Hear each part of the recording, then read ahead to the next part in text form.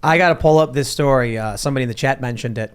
And is irony the right word? I saw this. Beyond Meat COO arrested for biting man's nose near Razorback Stadium. He just wanted some meat. Okay. He was hungry. No. It's just, you go that long without it. Yeah. You're just so desperate for it. You'll take whatever you can get. I know. I also like the idea we could do a movie where it's like after eating nothing but Beyond Meat, you become a zombie. Your brain is like, I need meat, and then you just start eating people. You kind of do. When you look at a lot of the people who don't eat meat, the brain is largely fat for a reason. There is, you could usually tell someone when they're on an all vegan diet, and there is a big correlation with unhealthiness. Let's just be real with each other. Let's be honest with each other. We could talk about pigs all we want, but I think the biggest attack target always has been cows. Cows are one of the most nutritious, one of the most amazing animals on the face of the earth. Ian loves them because of many different reasons that I won't mention here. I do love cows. But cows also are linked to the progression of humanity because of the amino acids, the macronutrients, and just the amount of nutrition that they provide human beings is essential. A few decades ago, the majority of people had cows. We no longer have cows. Every family had a cow. Yeah. Every family had a cow. Majority of them had a cow because they needed it. There was a period where, like, I was reading about it in the city, like, or in the quote-unquote cities, they were smaller. Every family had a cow. Yeah, and whether it's raw milk or beef liver, you can't underestimate the amount of nutrition that they provide to the human beings that Beyond Meat doesn't even compare. And we're also finding out that a lot of the studies with Beyond Meat being comparable in nutritional value have been doctored, have been altered, and have been faked. You can't pay scientists off to come up with studies. I want to read this. This is really fascinating about what happened. It says, just after 10 p.m., an officer saw the man shuffling and groaning down the sidewalk with his leg twisted in the wrong direction. He raised his hands vertically and started saying, brains. I'm kidding. It doesn't say that at all. It doesn't say that at all. You had me there for a second. Maybe he tripped. Maybe he hurt himself. It says, the owner of the Subaru got out and stated that Ramsey pulled him in close and started punching his body. Ramsey also bit the owner's nose, ripping the flesh off the tip of his nose. Geez. Oh, man, he really just wanted meat. Ramsey just couldn't take it anymore.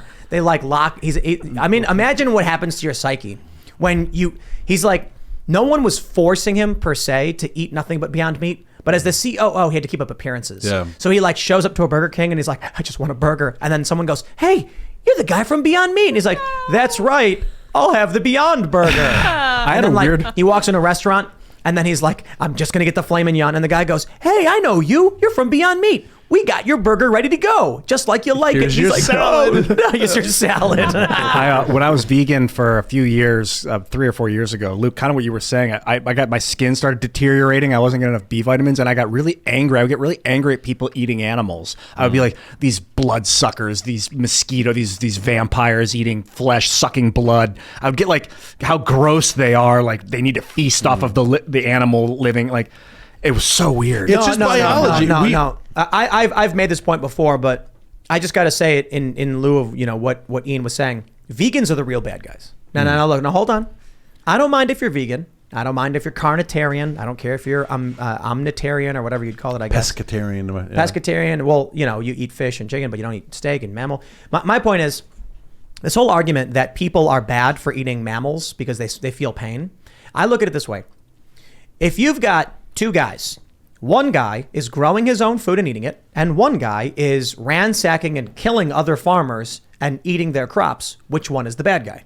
It's obvious. The dude who's going around and ransacking is the bad guy. We don't like him, right? We want him to stop. Now think about animals and plant life.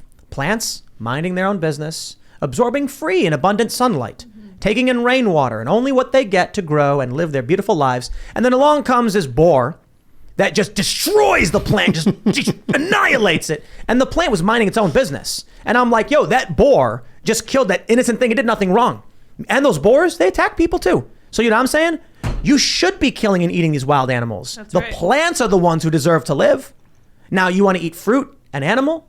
Okay, but you just got to make sure you plant the seeds afterwards, because that's the point of the fruit. Yeah. But to destroy the plant that did no harm and in no way negatively impacts you. You see, deer are real villains, going around just eating all the green. Like those trees didn't do anything to anybody, but those deer, You got to watch out for them. Part of what you're saying about replanting the seeds of what you eat is concerning about the fish population, because I heard you guys talking about that before. I wasn't in the room, but that maybe they believe that we're running out of fish, that we're overpopulating, there's not enough fish to feed the population. But there's this technology called iron fertilization, where they take iron dust and they put it in the ocean, and then it creates plankton. The plankton eat the iron. It oxidizes and they eat it. And then all this plankton bloom appears, and that's food for fish. And then all these fish appear, and you get these massive blooms of salmon off the northwest coast of the U.S. They did it a few years ago. People are like, oh, we got to hold back on this technology because it might damage the environment. Dude, iron fertilization is the key. And you can see the river of blood in Antarctica is the earth naturally fertilizing the ocean with it's a river of iron. It's this blood red river just flowing in. I remember looking into this. You're right. Yeah, You're absolutely right. You can see a glacier, it'll break, and then red water, because iron rich pours in the water. It's preparing for the flood because we're about to exit the ice age. And so he just gave me a really good idea. Imagine this. There's this big cylindrical tube, big tube, and then it goes up to a gigantic, what do you call it? What is it called when you make those little terrariums that are self-sustaining?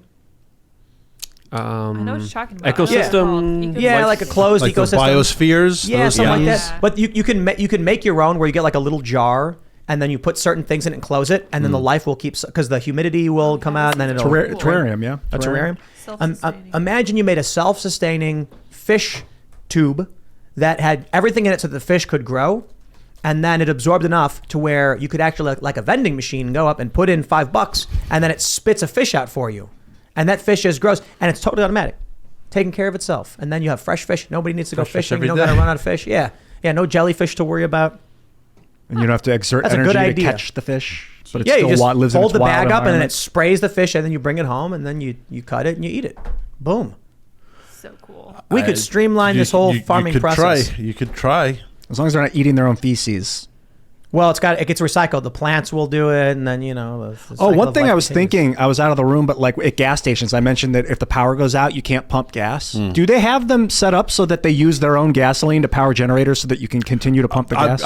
Every gas station. I've never seen a gas station not when their power is out. But they all have fossil fuel redundancies, because that's the most essential thing that you need when the power is out. You need gas. You need to run your diesel generator. You need whatever. See, so I've never seen a gas station like have no power. It could have happened, but I think one of the main reasons nuclear is illegal is not because of the danger, because batteries are dangerous. The lithium-ion batteries, you remember the note was exploding or whatever? Like, those are dangerous too. If you puncture a lithium-ion battery, it's extremely dangerous. did you ever see it in water? Oh, yeah. And the crazy thing is, this is really crazy, is you can buy lithium batteries in airports. Yeah. And they oxidize. When you expose lithium to air, it starts getting hot. You put water on it, it bursts into flames. Exactly. It bursts into flames. Put it on a plane. But that's why they give you warnings. When you're going on planes, you can't bring lithium batteries in. So I think the issue is, you got people like Bill Gates. Bill Gates is Luke, how would you describe the moral? A very big man. Buxom. I was going to say how would you judge him morally? How would you describe him morally? Mordor. Mordor. That's one way. Of So you got people like him. Here's the problem: we've got fusion breakthroughs, ignition. Right, an ignition was reached. Yeah. Basically, this means we're going to have extremely cheap and abundant energy if we get this process streamlined, because petroleum is extremely energy dense. Nuclear is extremely energy dense, and fusion is even better. But that's bad news. You know why? For Bill Gates. Because cheap, free energy means cheap, free food. It means humans are going to be able to populate, expand dramatically, because energy is being provided extremely cheaply. Here's how it started. Back in the early days of humanity, energy was human energy. You would eat stuff, and then you would do stuff, and it was extremely difficult. Then one day, some dude was like, I don't want to carry these logs. That big critter right there, I'm going to tie him up and make him do it. They just eat grass all day. So then we used animals and converted, animals convert food into, to move things, convert our energy. Then we discovered we could burn stuff, wood. We would use wood for fuel. Then coal burned better than petroleum. Now we got nuclear. Now we got fusion. All of these are dramatic escalations in our energy output minus energy cost. So it's way more difficult to cut a tree down and then use the tree for fuel. Once you get fusion going, you got crazy clean energy for a long time. Yeah. People are going to use it to power machines. They're going to use it to make food. They're going to have tons and tons of babies. And then we're going to have too many people for Bill Gates.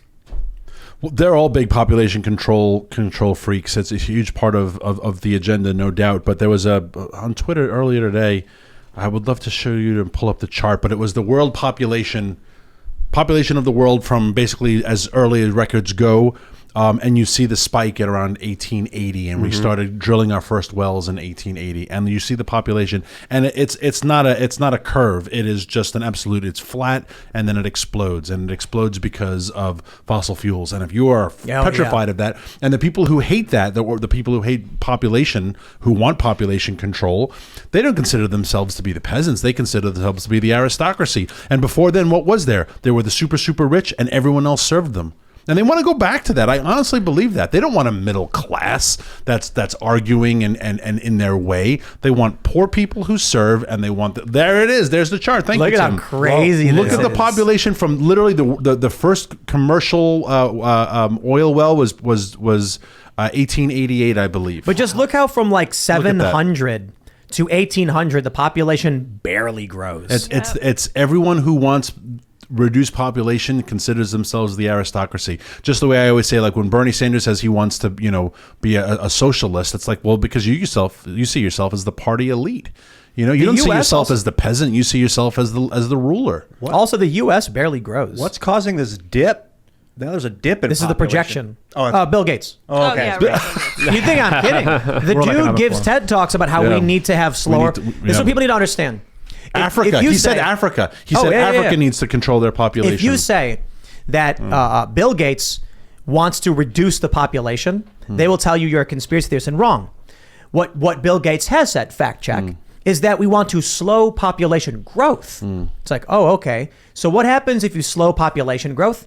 The older population dies, there's less younger people, and you see this chart. Yeah. The populations will decrease because Generation X, for instance, is larger than the millennial generation. Well, I think millennials are larger than the Gen X generation. But we're getting to the point now where the generations are going to become even. Then with slower population growth, you will come a point to where the older generation dies in large numbers just due to the age. Yeah. And then the next generation is smaller and population declines. We'll see this in China after the result of their one-child policy. It's going to take a little while still, but eventually their numbers they're plateauing right now, but their numbers will start to dip dramatically. Absolutely. And if you look at the projections worldwide, population is going to go down dramatically to the point where we are going to be facing a civilization crash. That's going to be very severe and something that we might even see in our lifetime because the numbers are clear as day. The populations are going down dramatically. And we are seeing that in Japan. What's happening in Japan is going to hit the rest of the Western world in a very severe way. That's going to have some very negative consequences. Are they just slowing their growth, or are they actually losing net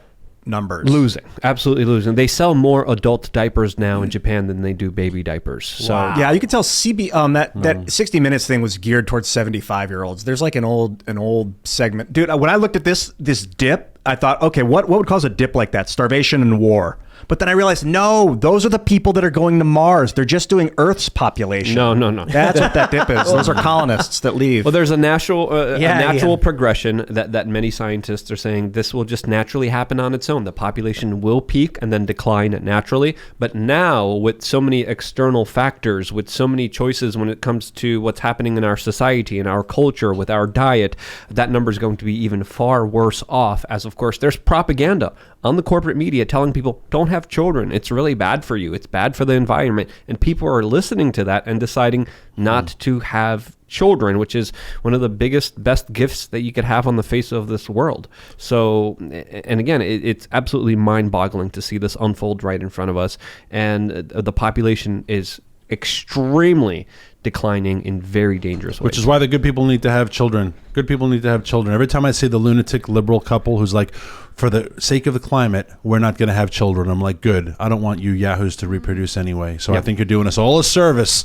So, but those people who are good, there's one of them is at the head of the table, should have as many kids as possible. Because the good people should reproduce. Are you going to have kids? I saw you tweeted out that you were like, saw some abused kid and you were like, I can't take this anymore. That made me so angry. What was that tweet? Do you remember what tweet I that was on an airplane and this, I hate to say anyone is trailer trash, but trailer trash mom. And you know, I got a lot of flack for it. People like, you don't know her backstory, but like, you can't talk to a 2-year-old like that. This was not like, oh my God, you're driving me crazy. This was, and I can't say the words because we're on YouTube, but to a 2-year-old. It was her own kid. Her own kid. 2-year-old. Because she had another one in her arm, and she was saying how much she doesn't like them. And then when the kid was finally crying, she just laid into him. And I was like, oh God. And so we can't have kids biologically. I think That you know of. I don't know. Is that confirmed? But you know, That's a bigoted point of view. I'm sorry. So we're probably trying to adopt, and I keep putting out feelers for like, if you have a kid and you know you're a pro-life mom, if you're a pro-life mom and you're like, I got pregnant, but it's a mistake, and I'm in high school. Mom, yeah. Daniel Turner PTF on Twitter. We'll pay for everything, and we'll get to keep the baby though. There you go. So Yeah. I do like babies. good people should have babies, even if they are of this. You know, I understand people's but they should have babies. And I hear you're going to be feeding the baby fine steaks, fine right. tenderloin. and a lot of lamb. We haven't talked Yes. about the lamb. How's the lamb? Yeah, how's the lamb? We have going? so many lamb, and Cute. the population just grows and grows and grows. Can we like eat all one? animals. Can we have one? I will bring you one. Wait, can we? Wait, keep one to like own. Pet. Wait, if you give us 2, then like in a few years we'll have a ton of lamb. Yes, but you just can't like have them. I mean, you can if you're going to eat them, but they really shouldn't inbreed too much. So we can sell you a boy and a girl who are not related, and you can eat all of their kids, but then save the girls, and then you swap out the ram for another one, and then get the daughters pregnant. What happens if you Swap inbreed out the them? ram. You some can goofy ones? do it one generation. You're not really supposed to. Just like, you know, you always need new bloodlines. Yeah. You know. Even with chickens to a certain extent, like not the eggs is fine, but if you're actually growing your chicken population, you shouldn't have like roosters mate with their own. That's not good for them. After One a while. of our chickens went broody, and it's only like 7 months. Isn't that the best? We're gonna stop it. When they go broody, how they Plop. pancake. Yeah. They just Poofy. it's like, how did you get so fat? And they Cute. just I love it. I love when they So go what do broody. you do for the lamb when you're ready to eat them? It depends upon weight, how get them to the right weight, and then it's kind of sad because they know us so well and they're so sweet, and they are sheep. There's a reason why we call them sheep, and you just wave the little grain bucket and they get on the back of the trailer and they eat, and you just close the door and then drive them to the slaughterhouse. What do you like? Put a bolt But in the you back of the feel head or bad. something? No, I don't actually. I bring them to a place that does it. slaughtery. A butcher. Yes. Abattoir, I think, is the proper like fancy word, good but word. but we use a very good humane one, and you pay a little more for it, and it's fine. Do they Yeah. march them down and then put a bolt in their head? I don't No, watch that what part. what they do is they lock the sheep in a room and chain their legs up, and then psychologically terrorize Make them watch with Clockwork noises. Orange. Yeah, that movie's brutal. Unnecessarily cruel to the sheep. Terrible. What do? They do a bolt to the head, right? Yeah. Wow. Yeah, and the good ones do it with that, you know, that the other sheep aren't there, you know, so like you don't see your brother get, you know, but I understand sometimes you have to. We do have to feed a big population. You want to do the most humane way. I think but we're best off trying to get as much food as possible from ourselves. From the Absolutely. work we do, you know. But geez, anyone that has a reaction to thinking putting a bolt in the back of a sheep's head is like, dude, do you eat meat? Yeah. Well, then get over it. Yeah, you should know. Yep. Yeah. Yeah, so we got to start cycling the chickens at some point. The rooster has got to go, but you know, Yeah. we got to eat the roosters. There's too many of them. Roberto is safe. Roberto is he's a good dude. Protected you know, class. they're all his kids. He has too many, so he's going to retire into old age and live a good rooster life. He's actually really small. You know, when he was the only rooster, he was big to us. And then once his kids grew up, we went, whoa, the dude must have been a runt. They thought he was a girl. Yeah. You know, we got some Jersey Giants, by the way. We bought 4. Turns out one of them, I think, is a boy. Well, I just think it's great that you went to the Frederick County Fair and looked at the chickens and didn't tell anyone that your chickens have been on billboards in Times Square. Oh, my chickens are way cooler. they, you know, like it's so cute. They're putting their little chickens in a cage so we can come see them. My chicken was seen by like 3.5 million people, I think, per week. That's right, Which is Roberto hysterical. Jr. Do you trade chickens with other chicken farmers? I don't, but you do, right? Yeah, and you can usually, and this is where, you know, social media groups can be really helpful. So farmers are the most cooperative people in the world. They're the original socialists, but the good socialists, right? They do swap and change. And if I have a ram and you have a ram, we need to change the bloodline. A lot of times it's just you know, if it's the same breed. Do you need to do like blood work on them, make sure they don't have diseases and stuff before they get traded around? Is that normal? Sometimes people do a whole bunch of testing like that. Yeah, but I mean, honestly, I've gone to people's farms for sale that I can just tell in a couple seconds. And there are lots of things you can look at. You can look at their eyes. You can hear their breathing. You can see their weight. But you can see in a person's farm within 5 seconds if their farm is good or not. We have 2 barred Plymouth Rock chickens, Vanessa and Dorothy. Vanessa's got a furrowed brow. She always looks really angry. Dorothy's eyes are big and round, and she always looks kind of doofy. And then we have a bunch of these rooster boys that came from these two hens, and you can tell which one was the mom. Isn't it because great? they have the same That's eyes. funny. Yeah. It's like a bunch of the boys are walking around with furrowed brows, all angry, and they're like yelling, and they're really aggressive. And then the other ones are like they're much more docile, and their eyes are big and round, and they're like walking around all doofy like. I love how they all have different personalities. Yeah. They are. Every chicken does have a different personality. wanna eat 'em. And they're pretty funny. But my brother doesn't want to eat them. He wants nature. He wants to let them fend for themselves. Do you have you ever processed? Nope. We can come do that with you if you want. It's Well, a little gross. It's Our hard. layers are still it's lame. gross, but you got to do Hard it. work. Yeah. You cut their head off and then pull their feathers out. Yep. Well, you put Yeah, them in. There's a big cylinder. The thing that defeathers them. It spins them around. Oh, we do it by hand. Oh, by hand. Really? Yeah. There's a machine I saw. It steam blasts them and then spins them around. It rips all the feathers out, and then you just pick it right out. Yeah. But the chickens, the hens, they're still laying. So you No. know. Yeah. Hold Yeah, on. you got to keep them. And then what? By the time they stop laying, though, it's like not as good, right? And eggs are the greatest things. I love eggs. I could eat eggs all the time. And, I and love We're getting making 20 eggs eggs per are day. great. A That's little a lot. It's vinegar great. and a little cream, salt. What else you put in there? Oregano. you Yeah. know. You mentioned raw milk earlier, and I was surprised that you did because it's highly illegal, right? The way the government cracks down on raw milk fascinates me. But It's yeah. absolutely nonsensical. It's insane. Yep. It's insane. Well, same, I mean, same with, I'm sorry, I don't want to interrupt, but like with collecting your own rainwater, but continue. Is it because they're afraid of disease? I don't No, understand what the crackdown on raw milk is. It makes absolutely no sense at all. The rainwater thing is typically in more denser areas. They just don't want it to fester bacteria in stagnant water. They don't want it to. I forgot what it was, but I was talking to a guy in the suburbs of Jersey, and he mentioned that if everybody was collecting it, it would like limit runoff or something like that. And then I can't remember exactly what he said, but it's not necessarily about stopping you from having your own water to drink. It's about pollution and stuff. Maybe something like what you were saying. Thanks for checking out this segment from the Timcast IRL podcast. But if you want to check out the full show live, tune in Monday through Friday at 8 p.m. And if you want more special access content, head over to timcast.com and become a member.